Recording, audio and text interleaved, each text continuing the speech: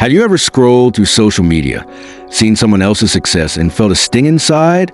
That quiet voice that says, "Why them? Why not me?" That's envy. Unlike pride, which says, "Look at me," envy is quite different. Instead, envy whispers in your ear, saying, "Look at them, and I wish I could have what they have." Today, we uncover the second deadly sin, envy, the silent poison of comparison.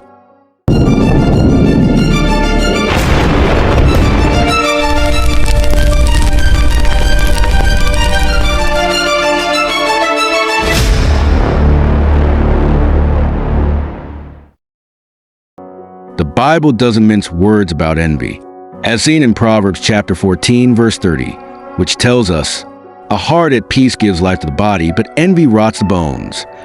Envy is more than just wishing you had what someone else does. It's a corrosive spirit that resents others for their blessings. It not only poisons our joy, but can also destroy relationships, communities, and even destinies. The first murder in human history was fueled by envy.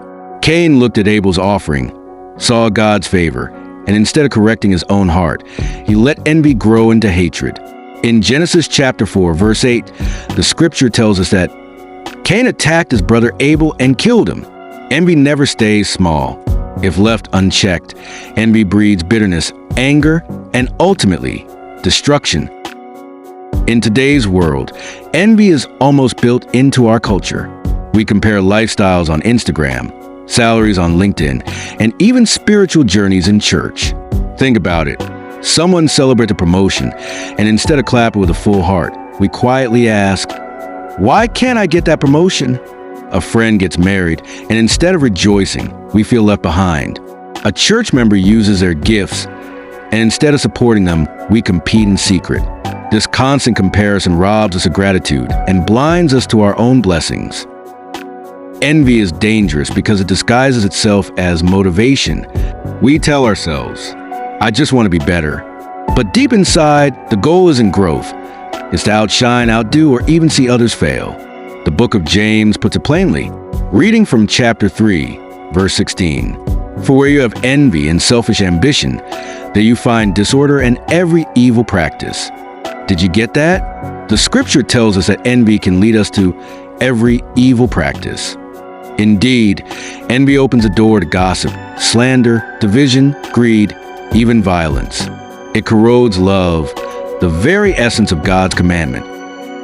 So, how do we fight envy in a world that constantly feeds it? 1. Practice gratitude. Envy thrives where gratitude is absent. In 1 Thessalonians chapter 5, verse 18, the scripture says, "Give thanks in all circumstances." When you intentionally thank God for your blessings, envy loses its grip. 2. Celebrate others genuinely. Romans chapter 12, verse 15 instructs us, "Rejoice with those who rejoice, mourn with those who mourn." Learning to clap for others with a sincere heart is spiritual training. 3. Remember God's timing and plan. Jeremiah chapter 29, verse 11 reminds us that God's plan is unique for each of us. Envy comes when we forget that God's blessings are not limited. Someone else's success does not diminish God's ability to bless you. 4. Pray for those you envy. This may be the hardest step. Jesus said in Matthew chapter 5, verse 44, "Love your enemies and pray for those who persecute you." When envy tries to creep in, pray blessings over the very people you feel jealous of. It's hard to resent someone you're sincerely praying for. Envy is subtle, but left unchecked, it can destroy lives. It was envy that drove Joseph's brothers to sell him into slavery. It was envy of Jesus' influence that led the religious leaders to hand him over to be crucified, as revealed in Matthew chapter 27, verse 18. Envy doesn't just hurt others, it corrodes our own soul. Like a poison, it eats away from the inside until we are left restless, bitter, and joyless. So, what do we do with envy?